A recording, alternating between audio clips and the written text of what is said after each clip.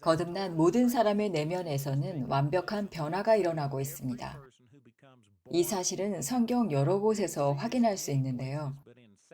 특히 고린도후서 5장 17절을 보시면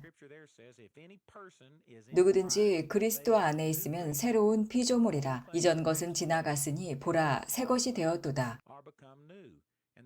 바로 다음 18절에서는 모든 것이 하나님께로부터 났으며 그가 그리스도로 말미암아 우리를 자기와 화목하게 하셨고 주님은 우리를 완벽히 변화시키셨습니다. 과거 시제로 이전 것은 지나갔다라고 말씀하셨죠. 그리고 현재 시제로 모든 것이 지금 바로 실제로 새롭게 되었다고 하셨습니다. 그리고 그 모든 것은 하나님께로부터 났습니다. 만약 우리가 이 영혼육을 제대로 이해하지 못하면 점점 혼란과 좌절에 빠지게 되고 결국은 불신에 이르기 쉽습니다. 왜냐하면 이 말씀이 육체를 말하는 것이 아니라는 것을 알기 때문이죠.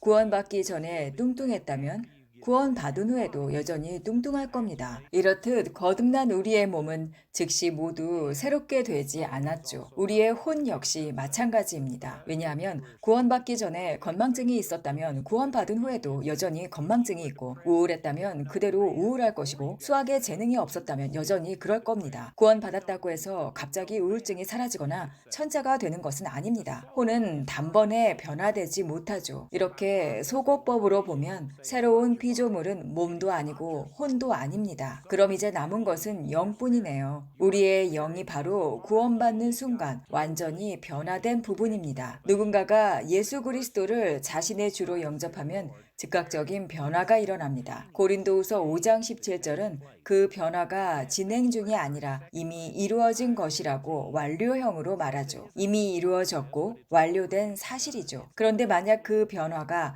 영 안에서 일어났다는 것과 그 거듭난 영이 혼과 몸으로 점진적으로 흘러나와야 한다는 걸 모른다면 점점 의심과 좌절에 빠지기에 쉽게 되죠. 그리고 아무것도 변하지 않았어. 난 여전히 똑같아. 라고 말하며 사람에 따라 내가 진짜 구원받은 게 맞긴 맞나 하는 심각한 의심을 불러올 수도 있습니다. 하지만 우리의 영은 지금 이 순간 예수님처럼 완전하고 성숙하며 완성된 상태입니다. 우리가 거듭날 때 영적으로 신분이 격상되고 새롭게 창조된 것입니다. 갈라디아서 4장에서 하나님께서 자기 아들의 영을 우리 마음 가운데 보내사 아바 아버지라 부르게 하셨느니라. 우리가 거듭날 때 우리의 이전 것은 지나가고 즉 옛 영은 제거되고 죽습니다. 이것이 로마서 6장에서 말씀하는 내용이죠. 그리고 하나님은 우리 안에 예수님의 영을 두십니다. 로마서 8장 9절에서 확인해 보면 누구든지 그리스도의 영이 없으면 그 사람은 그의 사람이 아니라. 다시 말해서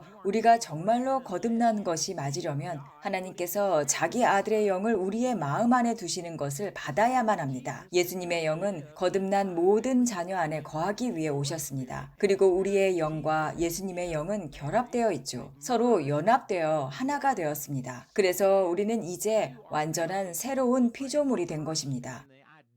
우리의 영의 정체성과 거룩함, 본질은 예수님과 동일합니다.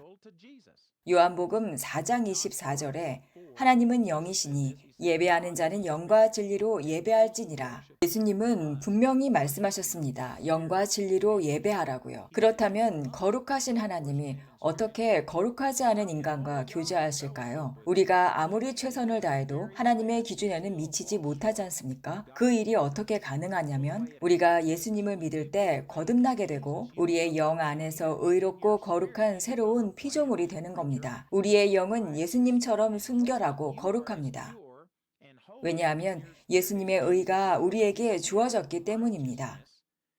고린도전서 1장 30절에서는 예수님은 우리에게 지혜와 의로움과 거룩함과 구속함이 되셨느니라. 예수님은 우리의 의가 되셨습니다. 그리고 우리의 혼이 이미 우리의 영 안에서 일어난 일과 일치되도록 순종하면 그때 비로소 육의 영역에서 열매가 나타나기 시작합니다.